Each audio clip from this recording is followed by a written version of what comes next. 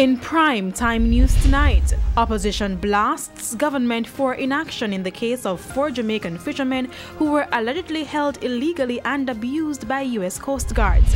Not in agreement, JTA criticizes Education Ministry over score format for PEP, and daring daylight shooting leaves 2 dead.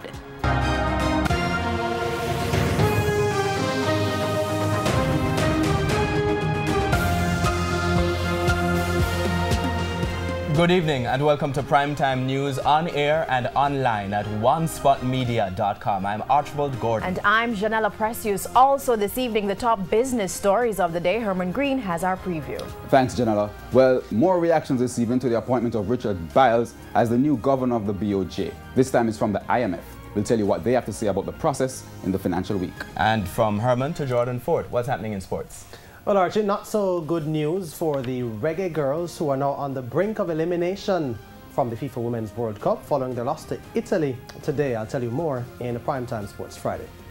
There's also sports commentary on E-Prime in this news package. But before the break, the feedback question. This evening we're asking, what is your reaction to news that U.S. Coast Guards illegally detained and mistreated 5 Jamaican fishermen? You can share comments online, facebook.com/Television Jamaica, and tweet us at Television Jam. Please stay with us. The news in detail right after this break.